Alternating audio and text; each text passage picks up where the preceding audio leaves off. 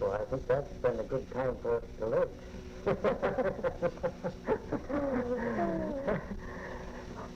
Well, the men work much harder now than they did then. I guess so. And we lived just a short distance from where the Christian church stood at that time.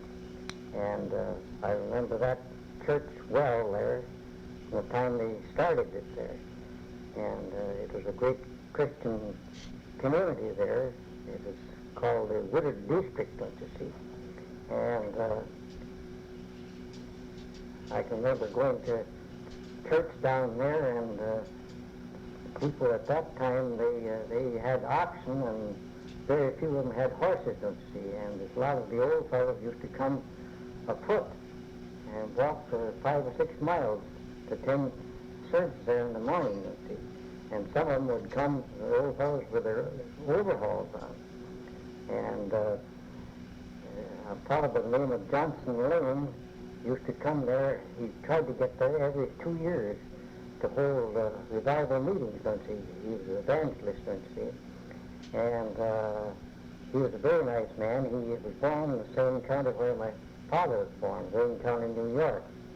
And so they was well acquainted, don't you see? And he used to come there and hold meetings, and he'd walk, of course, from neighbors to neighbors, don't you see? That's where he stayed nights and everything. Mm-hmm. He'd stay at one place one night and another place the next night? He'd stay there a couple nights, and then he'd go to another one.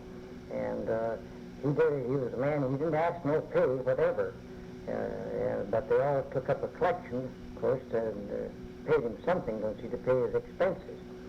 But he wasn't, he was a Christian man. That's what he taught, preached. It was Christian religion. He didn't preach any church doctrine or anything of the kind, don't you see. You could join, he wanted to make Christians of everybody, don't you see. He was a very nice man. I have a photograph. I should have brought along with me down there of him, and it's a very nice one. And so he used to come there, and he felt very bad when he died, when he heard that he had passed away. Where else did he preach? That's the only place around here, just in this community. Well, he preached in the standalone churches south of town here, the standalone hill. There used to be a church there, and he used to preach in there. And people from Wautoma, near Wautoma, would come up from there to hear him preach, don't you see. And they'd bring their lunch with them, and they'd have their lunch there. I can't remember exactly where they got their lunch. Charlie Bridgman had asked me the other meeting here if I knew.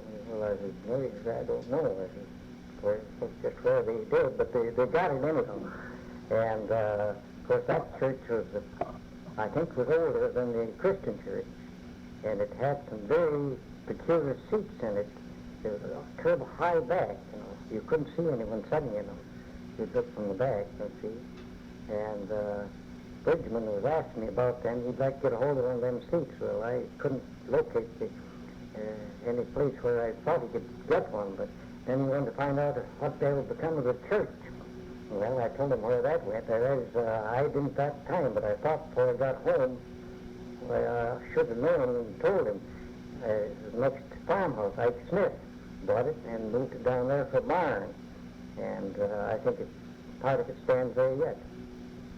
So that's where the church went.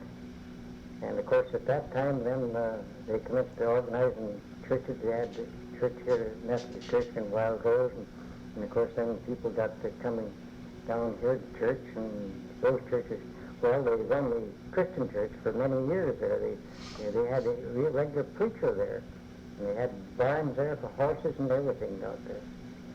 And I can remember up there some of the young rascals, you might call them, they got in the head, don't you see, some of the fellows that didn't believe in church at all. Why, they'd go down there and break into the church and have dances there. Well, of course, the Woodards, when they got a hold of that, well, they put an end to that quick, don't you see. And then they used to throw stones and break out the windows and things like that. A lot of things of that kind they used to do that they shouldn't have done. And then from there, down to the Etheridge Hill, which is known at that time Etheridge Hill. And John Etheridge lived there on the right, let's see, and his wife, Christina, they were great religious people too, weren't they? They're English, let's see. And I used to work there when I was a kid, weeding onions, 25 cents a day. they were very nice people. And then you take it on the north side of the road, down by the river, a family by the name of Thomas Dale lived there. And they lived in an old log house, and we used to go there quite often, go down there fishing to the river. And they had an orchard that was up near the road there. Well, us kids, of course, when we were going to school, the apples, they looked quite tempting, let's see. We used to slip over the fence and get an apple, let's see. Of course, the parents knew that. Well, of course, we got a scolding, all right. And then the next house on the right-hand side was Jesse Etheridge's house. Some English people, too, that came there. Well, they came from New York, too. And they were great religious people. And we used to stay there a lot, especially when there's some sickness at our home, let's see. We used to go there. And also over to Ike Woodard's, let's see, when some of the family was sick or something. Why, we'd go there and stay overnight, don't you see. And I can remember at Ike Woodard's place, something that I never will forget as long as I live, is that they always had prayer in the morning, always. Didn't make any difference how busy they were. I've been there later years after I got larger so I could work and help them thrash, and it didn't make any difference. When they come in for breakfast, he read in the Bible and they prayed. And a lot of the thrashers, or quite a number of the thrashers, of course, they wouldn't pay any attention to that, didn't believe in any of that. And they'd start eating right away, let's see, and then they'd get up and go out and see, and they always finished their prayer and everything before. Always done that. Didn't make any difference how busy they were. It must have been an English custom. Yeah, it was. Because my grandfather, Jesse or Josiah Etheridge, Sure. always did that too. Oh, yes, And I suppose John yes. Etheridge, who lived next to them, did too. his Yeah, brother. sure. But I don't know, I never stayed there, but I stayed many times there to your grandfather. Mm-hmm. And they used to give us, they used to have maple syrup there, and maple trees. There's some of the maple trees standing there yet. It's a beautiful grove. Oh, yes. Grandpa planted that when he first came to this country from England. Oh, yes. And then from there on down, the next house on the right-hand side below Etheridge's was a family by the name of Higleys used to live there years ago. And Harrison, they lived there too. Did Harrison live there first or later? He lived there first. Mm-hmm. Then Higleys lived there. And they had boys going to school. I never heard, I don't know what ever become of them. Do you remember anything about the Harrison and Horton quarrel? Well, not anything particular about that. They were enemies for years. Yes, They were out to get each other. I know they were. And this Higley and, well, there were several of them here was interested in it. They can counterfeit money here in Black Rose. Was Higley interested in it too? Yeah, Higley was interested in it, and well, I don't know, I don't care to mention that. There's quite a number of them. Ira Jones and I was talking about, Davis was talking about it today down here. And the old cast that they had, let's see, Harrison, I think Harrison, he was a blacksmith. He made this outfit, don't see. And they got wind that they was after them, don't see. So they took this, I don't know what you call it, anyhow, it's down here in the mill pond, somewhere in the mill pond. If they ever drained the pond and streamed that out, they'll find that old thing down there, a great old relic. Well, there is a little discussion of draining the pond sometime. The Conservation Department wants us to, and we'll certainly have to be on the lookout for That's that. it. And that'll be towards the west end up in there. Now, see, of course, you can't tell where it might float to, but... Well, what does it look like? I mean, was it Well, I don't know. I big thing, never or seen it, just a little... but according to what I've heard him say, it must have been, something like a, well, larger than that recording machine there. Probably twice as large as that. That should be easy enough to find. Oh, yes, it should be. They should So put one of did that. they ever print any money? Yes, they printed some, but they got rid of it awful quick. It passed out quick. It didn't get to be a very thriving business. No, it didn't. How many men would you think were involved in that? Well, there's about 5 different ones involved in it. They were all from Wild Rose? Yes. Not all Englishmen, were they? No. Well, I won't ask you anymore. Let's, a man stands down with it. Well, then we come down to Camilla, this farm. That was on the corner where Simons lives now. He was a bachelor. He was the brother of Josiah and John. He never lived there, as I can remember him. He had an orchard there, and he had the windows nailed up, don't you see, so that they wouldn't break the windows out, glass, and I think he went back to New York, out there somewhere, and I know he used to go in there and pick apples off the trees because there's nobody living there at that time. And when the old schoolhouse, of course, that stood just on that same ground, only opposite of the coal chute, don't you see, where the old schoolhouse, what they're talking about here tonight. And, of course, I never went to school there, because I wasn't old enough. And then when you get to Watana Road, right, then to the right, or to the left, where was Richard Roberts' farm. And I used to work there a lot when I was a kid, picking up potatoes, especially in the fall. And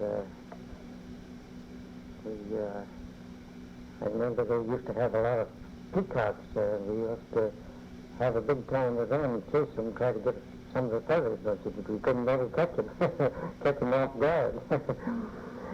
And then they crossed the railroad track, after the railroad came in there. I worked on the railroad there, in that crossing there, loading cars, and Charlie Brown and I worked there. And when we went to work there, the foreman, he told us, he says, boy, he says, don't try to keep up with that other crew. They had the other men that's been working on the road, the old people, fellows, and don't try to fill your car the same as they do. Don't pay no attention to them at all. Whenever the car goes down, let yours go with it, whether it's loaded or not, because he says, remember, this is your first day. And he cautioned us well enough, all right enough, and he come after us 3-4 times and told us, well, land sakes, you fellows are shoveling too hard. But it's easy shoveling, don't you see? And we just kept right at it. Well, we only lasted a day and a half, and then we quit. It was too hard work. Well, you'd have done it slower. Right, sure. That was we was told, and we'd have lasted. And then well, at that time, before the railroad came in there after it surveyed out, I helped move houses and things there. That was known as pots. Used to move horses with, move houses, buildings with cats and horse, don't you see. And the first one there was right in the cut was Jim Larson's farm, and then came his house, don't you see. And then the next was the schoolhouse, don't you see, where I went to school, first from school I went. And there's big boys and girls went to school there. Angie Jones, she was too big to go there. I remember her just playing. She was big as she ever was at that time. And Ed Jones, and there's many of them fellows, great big fellows. Fred Jinks went to school there. And the land section, we used to scare to death of them fellows. And But of course, they didn't hurt how much of them, but they were pretty large, don't you? And then after I got older and went to school there, I crossed the road by the Methodist Church where John R. Jeffers lived there, and he had two sons there, John Jeffers Jr. and Ward Jeffers, and he had 4 girls. And we used to go to school together, and in the fall of the year, Ward suggested one day that he was going up to William George Thomas's to pick up potatoes, and he wanted me to go with him. So I decided to go with him, so I went up and picked up potatoes for until the end of the week. My parents didn't know where I was for 2-3 days. Because I went up there and got rich, but you get a penny a box, so see for $1.50 box. And then from that on, I used to work out every fall. You see, I'd be all over picking up potatoes like that, and I got older. And then from there was a shop next to the schoolhouse, Ben Sweat, then a carpenter shop there. And then he later turned into a cobbler shop. And then the house next to that. Well, just a minute. Is that the place that Oliver Hansel runs now? Yes, it is. The welding shop? Yeah, that's it. The same place? Same place, yeah. And he used to make cider there, too. I remember he had cider mill there, and he used to give us kids cider when we were at school. And then the next place there, well, it joins that, is the first doctor that I ever can remember here, his name was Dr. Abbott. He lived in this house. And when my father was sick, well, he had a stroke, some stroke, when he was about 42 years old. And he was laid up for a long time, and this Abbott used to come there and doctor him. I can remember him well. And then he married David E. Davis's oldest daughter, Mary. And they used to live down here by the bank, which is where, what's the name now? Herman Hansen? Herman Hansen lives now. And then, well, let's see, I'm getting a little bit ahead there. Then you take here by the Dr. Terry used to live here on the corner, don't you see? He built that house. It's John Henry Jeffers. He was architect there for him. I don't know who owns it now. I think Everett Wilcox. Oh, he does. And then next to that, my aunt used to live there, Mrs. Jinks, George Jinks, their mother, let's see. And she moved there after her first husband died. She lived down on the Watoma Road. And she lived there for years. And then the next house, my uncle and aunt from Hancock, Johnson Wiley, they built that house and moved there and lived there till they, well, they couldn't take care of themselves any longer. And then my folks bought the house from them, and so we lived there then. And then joining that, there was a house there that Spicer used to live there, and a fellow by the name of Dow Jeffers. He only had had a crippled arm, and his sister, this Mrs. Spicer was his sister, let's see, and he lived there with them, and he used to do a lot of work around. He only had one arm, he was crippled up his limbs too, but he used to raise a lot of sorghum, don't you see, and he'd sell that, 50 cents a gallon was the common price for sorghum at that time, and he used to raise 2-3 barrels sometimes every year of it. Of course, he made money.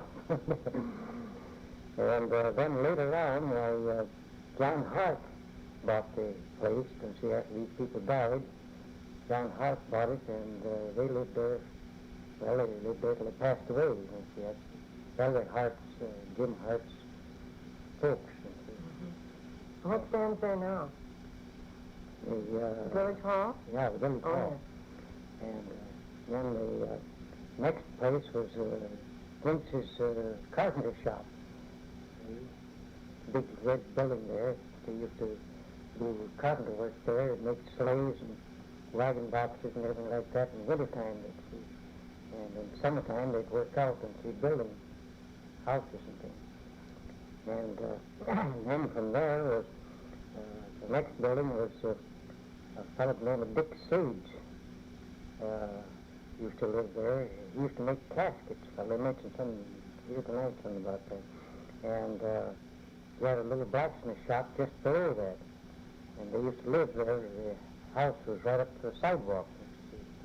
And they were there for a good many years. But he died there. But she, I don't know where she died. She went to live with the girls. And then the next building was where later on Clark's run a store there, where they have their picture shows now. And when I first remember it, my uncle, well, Henry mentioned that in there too, but he didn't give it all. My uncle, John Bailey, used to run a little confectionery store there, and he had the post office there part of the time. And together with a fellow by the name of Joe Casterline, he later years went to Watoma. And my uncle moved out to Iowa. His wife died here, first wife, and then he married again and moved to Denson, Iowa, and died there. And what happened to that building? That building burnt down. Is that when Graham Jones had a furniture store there? That burnt down at that time. And then the next house was Daisy D. Davis's house that I was speaking about, where Hanson's is now. And in the first place,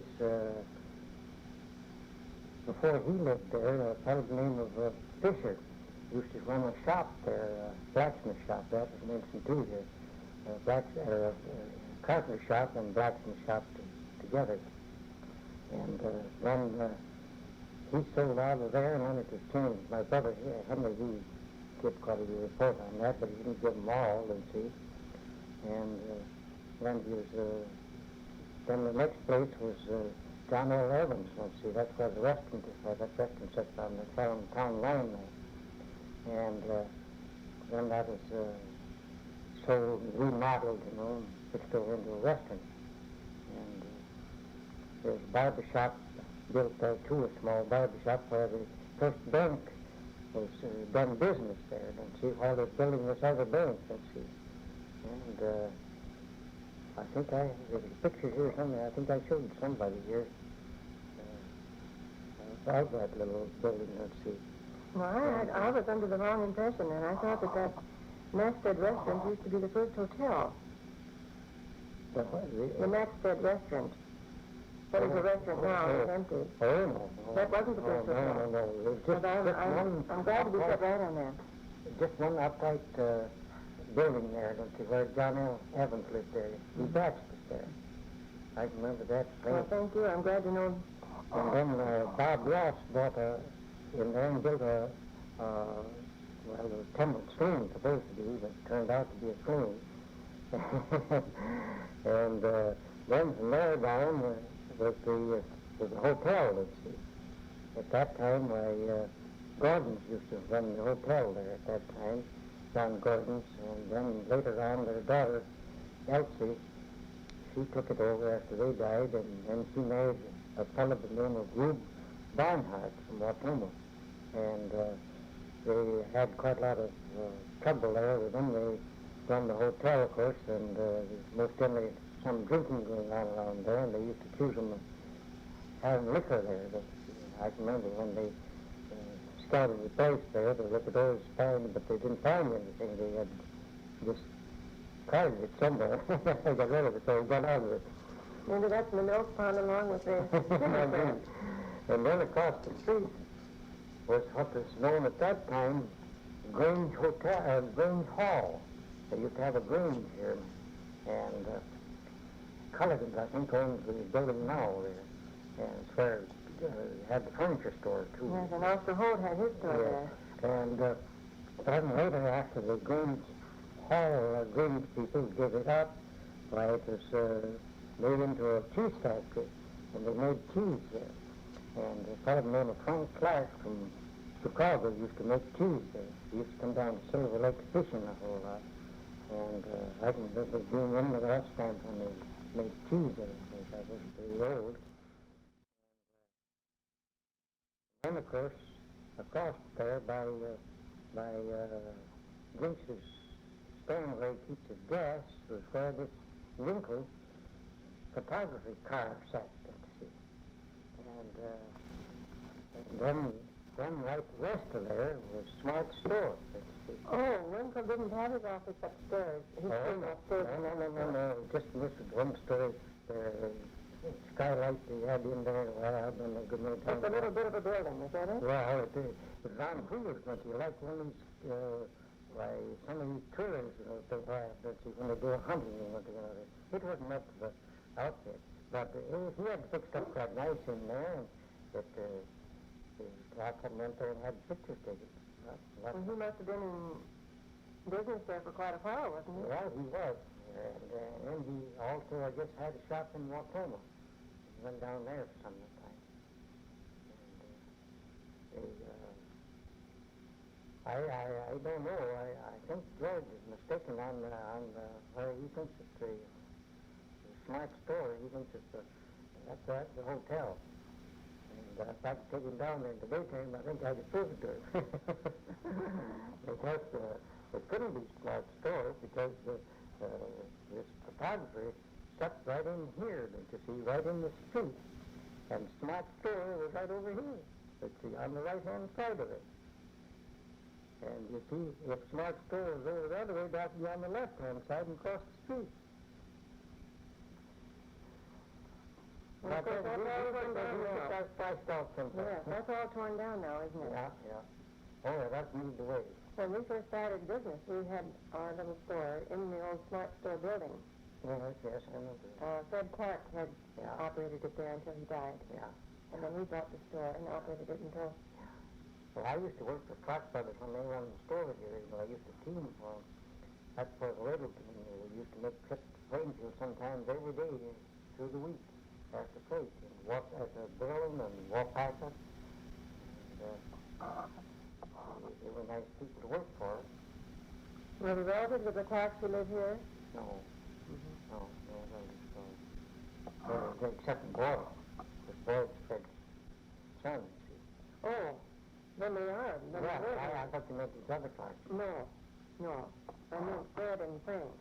Yeah, Fred and Frank was Boyd's uncle, father and uncle. Yeah, I used to work for them.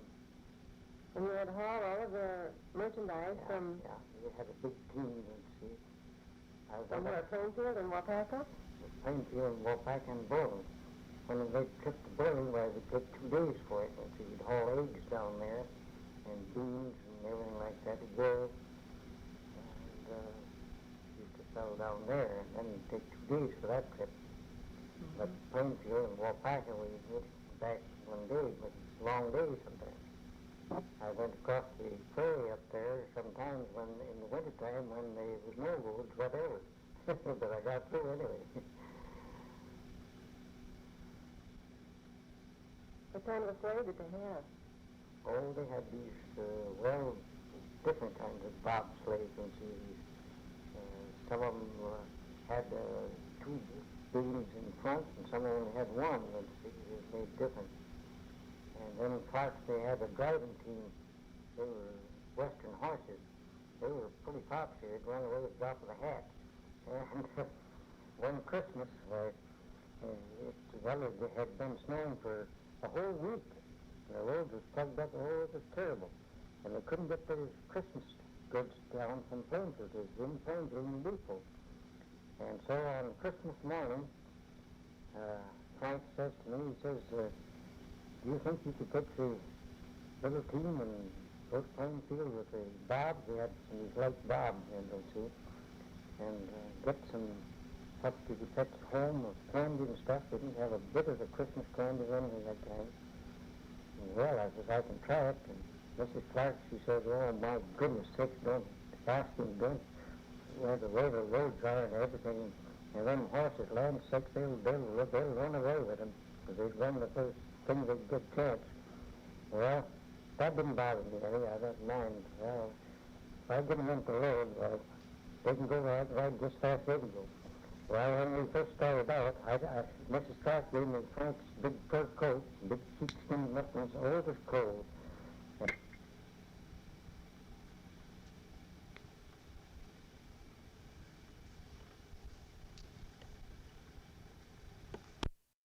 The road, well, I can keep on the road, but I said, I can ride just fast as you can go. So, when I got on the forest, I didn't have to hold the lines at all. I let the lines loose. They was willing to walk. I guess you can think right out of it.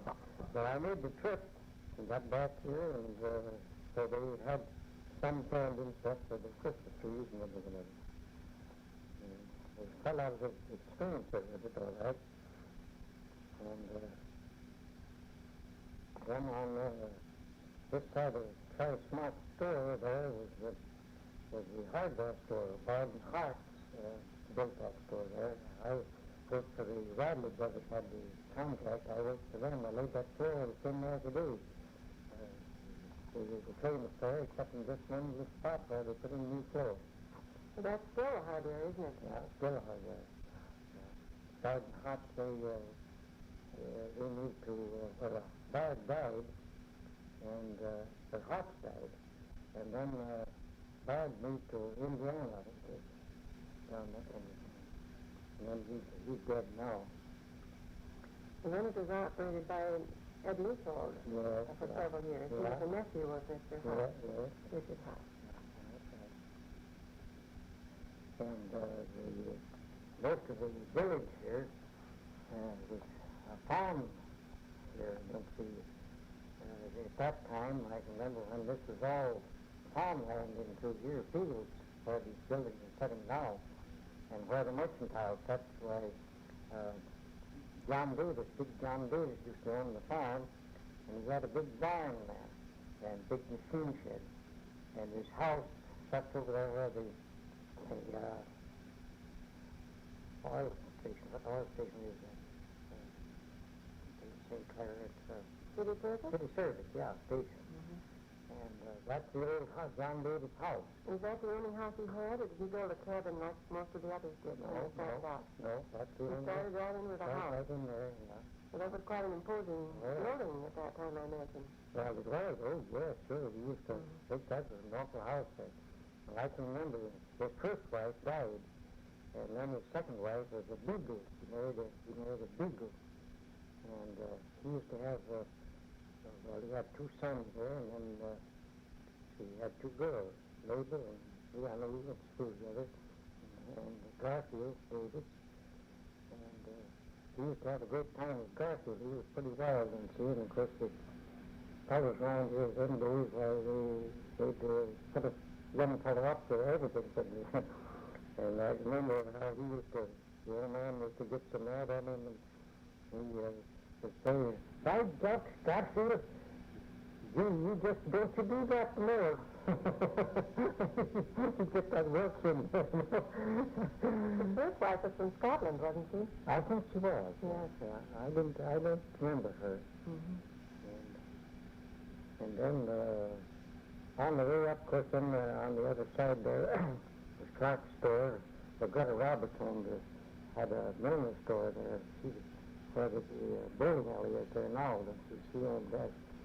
And then the next place there was where Frank Clark lived. I visited there with him on a work farm. And then on the west side was a fellow named Kurt Sigford used to live there. And John and Jack Culligan used to live there too. And then the next house was even Harris Owens. He used to run the blacksmith shop there.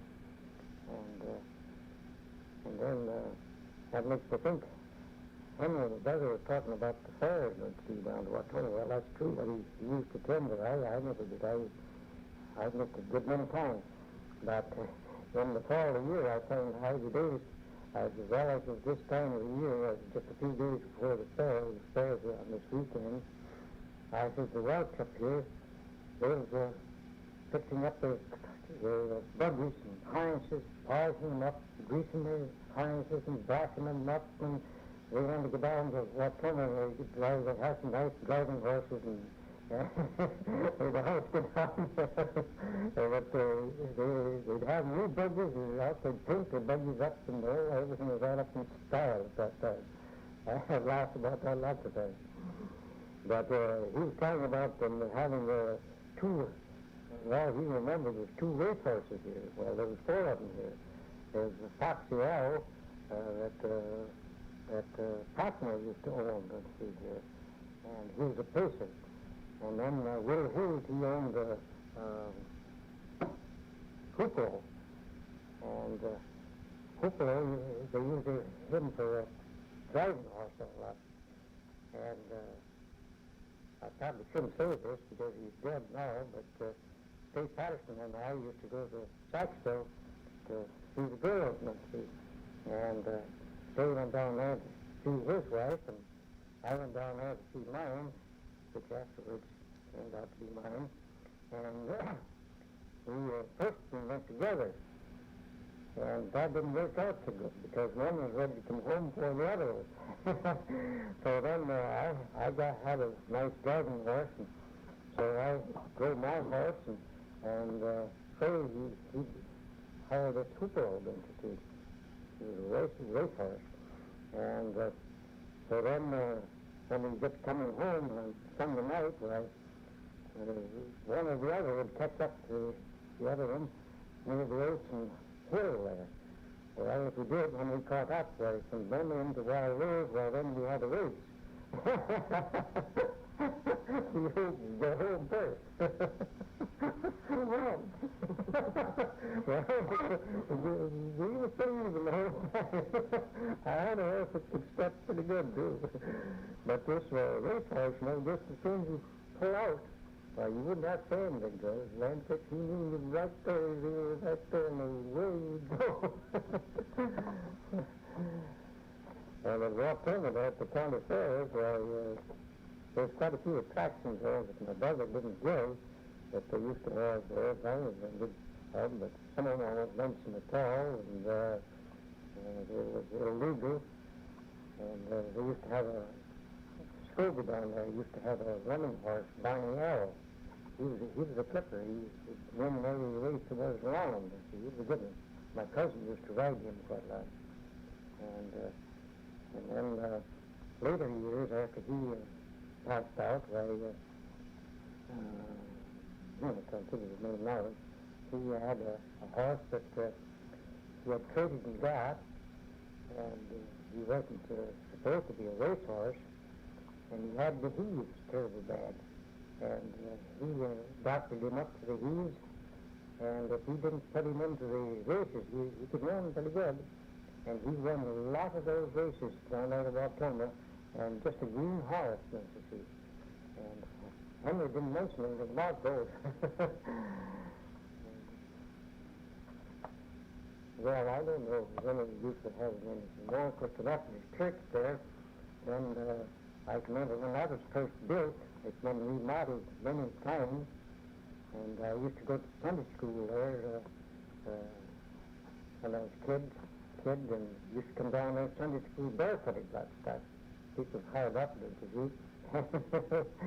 And Mrs. Smart used to teach Sunday school there, and your mother, and Mrs. Dan Jones, his mother. I remember them, all them teachers. And I don't exactly remember the first minister they had there. So we probably better chop off. Are you getting tired? No, I ain't getting tired. Well, I wanted to ask you a little bit about the church services, the kind of church services they had out at the Christian church, for instance, in the standalone church. Well, they'd have services in the forenoon, usually around 10 o'clock, don't you see. And lots of times out there, I told her they'd bring their lunch, don't you see, and then maybe they'd have some services in the afternoon, out they'd visit. And then in the evenings, again, they'd have church, most generally it was up at the Christian church, don't you see, because I was closer to the Woodards there, and they'd go up there, and it was amusing lots of times to go there to see these old people, how they worshiped, and they was in it all-hearted, don't you see? And to hear them start out singing, there's no arguing, no music whatever, don't you see? And I can remember that last six live. It was kind of comical. And they had them there for quite a while. And they had a preacher. He used to hold services out there and up here in Springwater, don't you see? Near outside the Idlewild there. That used to be a Baptist church there, you know. On that, I guess Hughes is moving to farm now.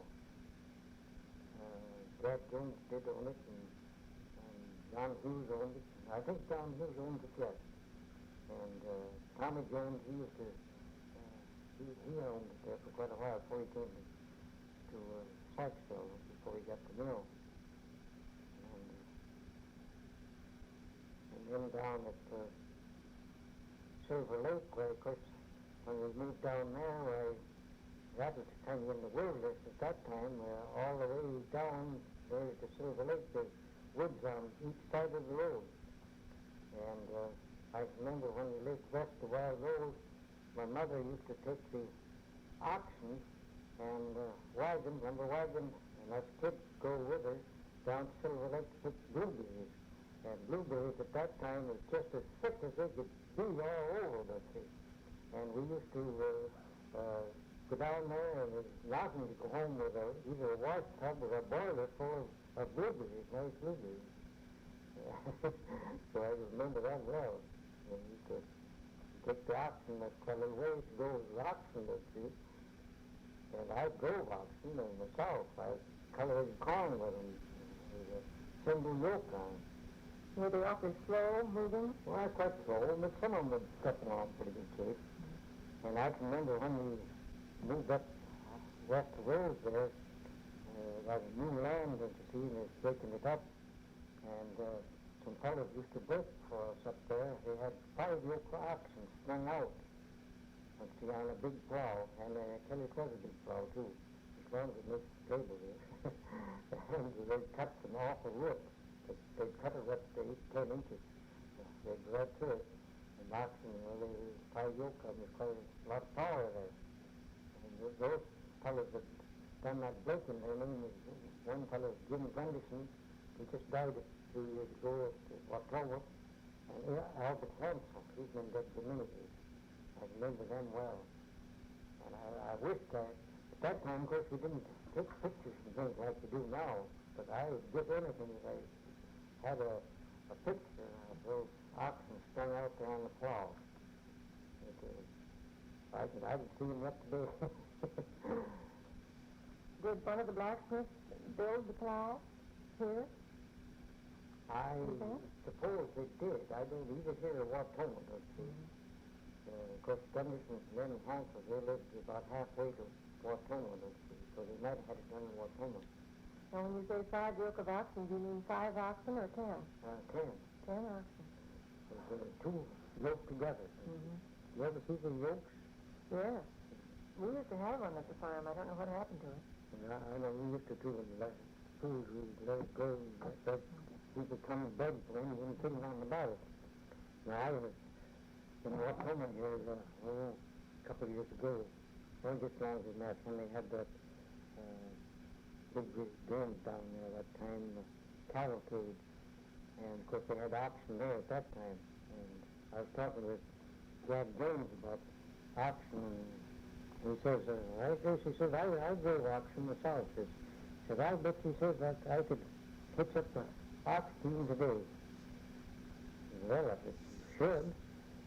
And I says, I'll tell you what I'll do with you. I says, I'll bet you $10 bill that you can blindfold me and take the yoke and the bulls and throw them down in a pile, and if the oxen are tied there, so I can get them, I'll yoke them oxen up blindfolded.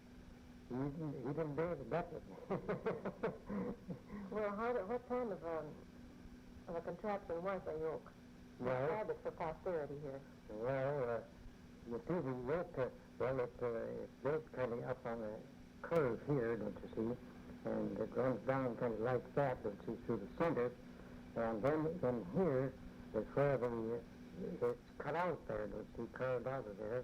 And there's holes bored in there for a bull, where the bull fits it in, and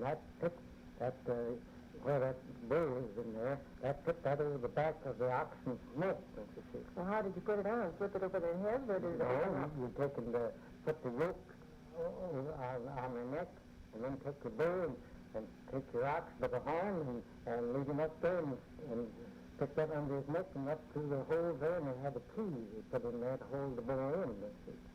Then in the center of that yoke, there's a big clavicle kind of like come down over the rim in it, don't you see? And that's where you put the dragon tongue in there, don't you see, or hit down to a plow.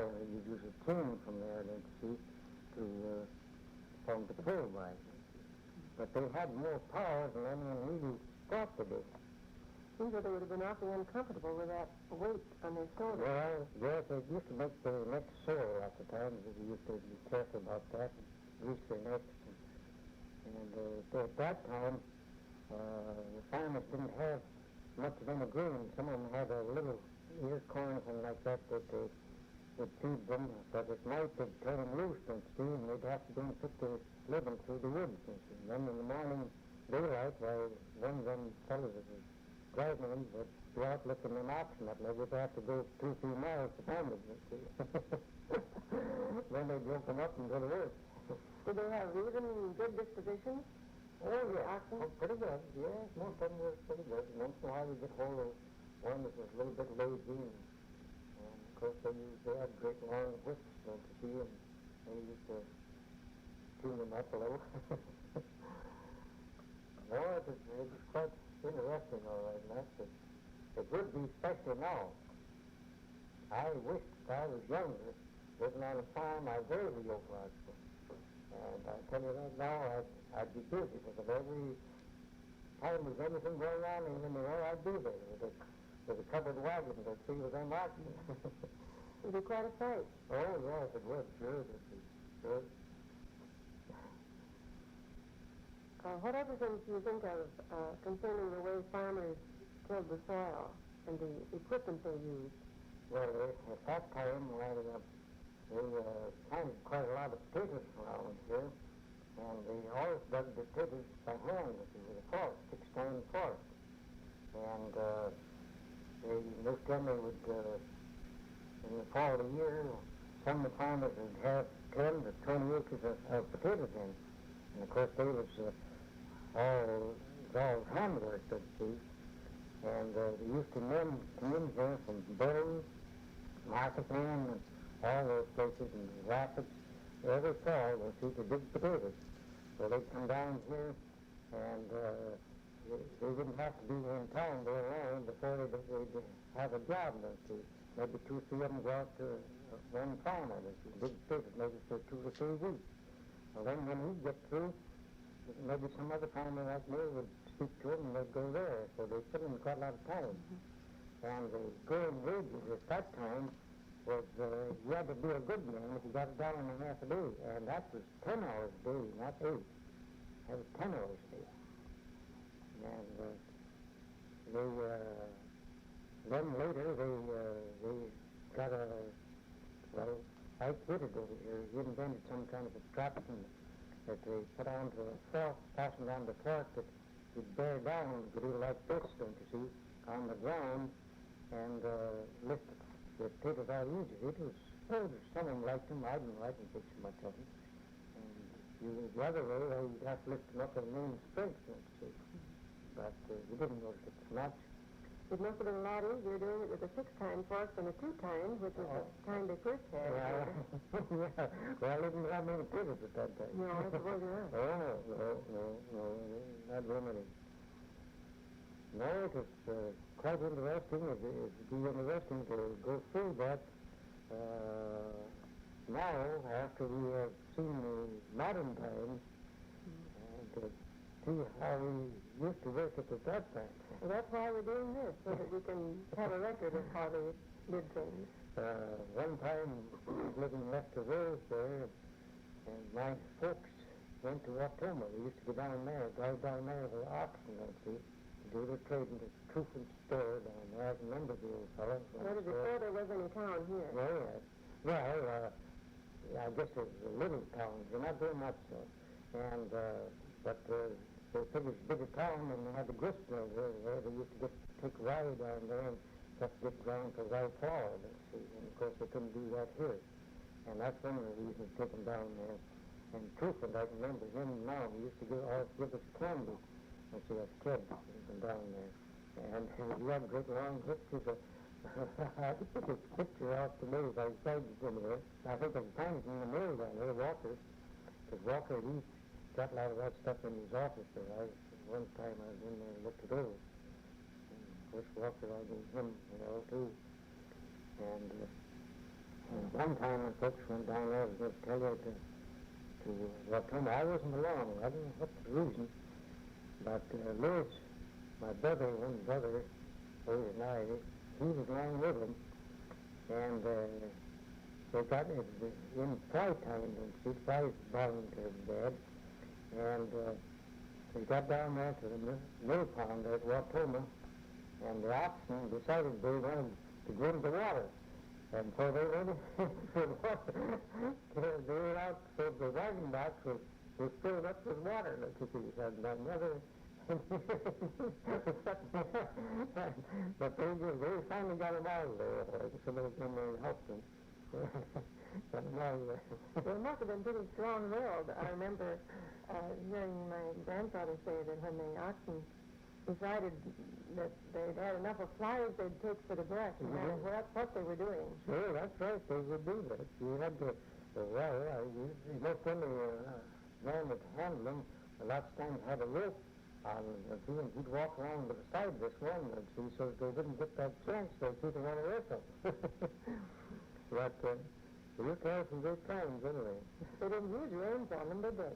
No, well, they did later use. Someone got some kind of reins that they, ropes that they used, and you take it for cultivating the single, like they had a short rope, don't see, that made different, don't see, a little bit.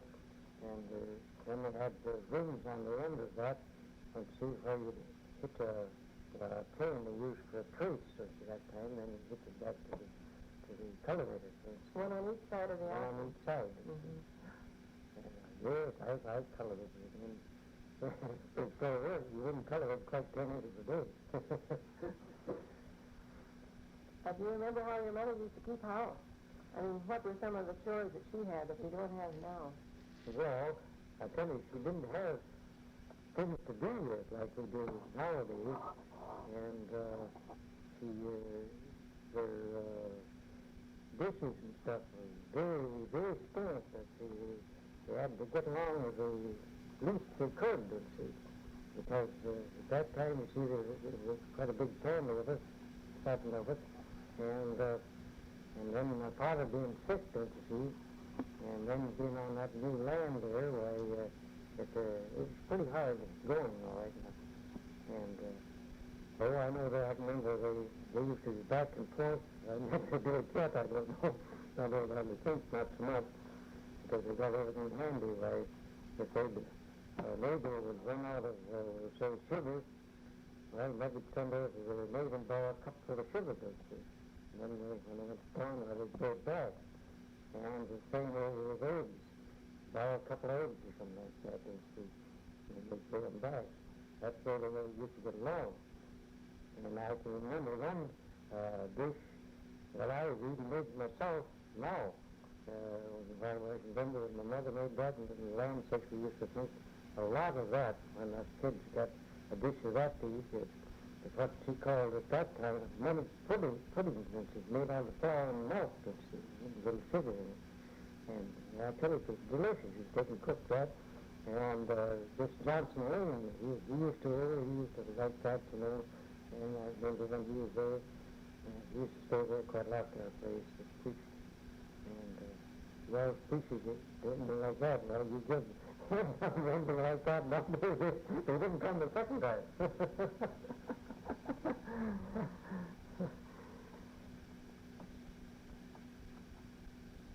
What kind of a stove did your mother use? Just an old box stove, and she was a little relative. I don't know if you've ever seen it. It was stood up on legs about that high, and then the oven was on the back above that, which is always stood up about that high. Mm-hmm. And we called it that time a box stove. And we had to get along with things like that. And at that time, I can't remember whether we were ever having a heater in the house. All we had was this kitchen stove. My father had to cut wood for that, you see. And he used to work out around there quite a lot. And he got a job where he got $1 a day, where he was getting pretty good wages. And what did we think of that today?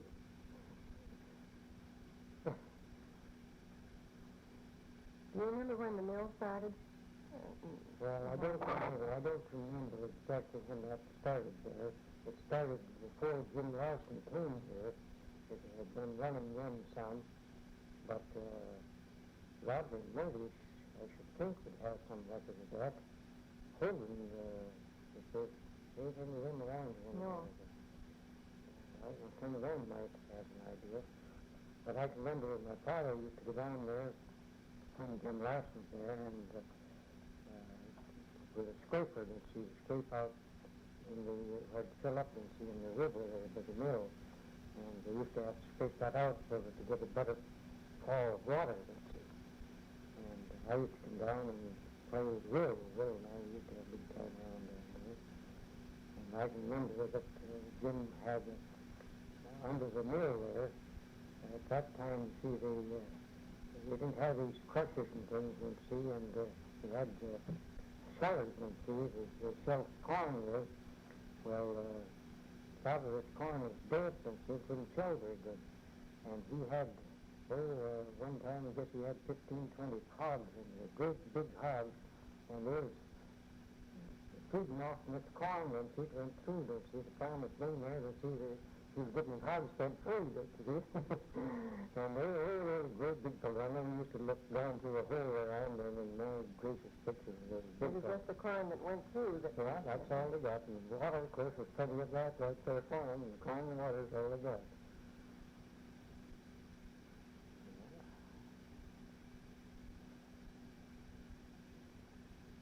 What did you use for light in the house and in the barn when you were a boy? Little kerosene with lanterns, you see, and in the house where I let them use candles, you see. I have an old candle, what do you call it? A whole mold. Oh, mold, yes. I have that down there in Elmer now. Did you ever make candles? No, yourself? no, we never made any. But the village men, I was telling you, they were very good about helping people, you see.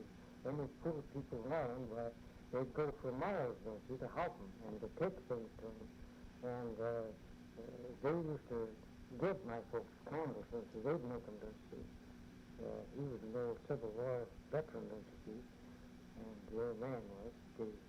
He used to be chairman of the town of Rose for 24, 25 years. And he was a good man, and whenever there was any trouble, or anything in the country around anywhere in the neighborhood, well, they were always right there to get things straightened out and pray with them and one another and get everything straightened out. He was always the main spoke in the wheel. Well, there was quite a family of them widows there. You see, the factory was all preachers. Well, the old man, he never was a preacher, but then it's just interesting.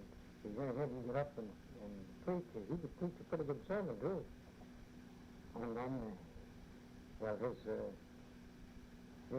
father, his brother, James Woodard, I can remember him, but I don't know whether he was more Baptist. I don't know whether he was very religious or not. But all the rest of them, Henry Woodard, Daniel Woodard, and Ike Woodard, and Wendell, and Theodore, and I guess, let's see, they're all dead I think now, except in 3 days' voyage. I don't know about it. He's out now somewhere.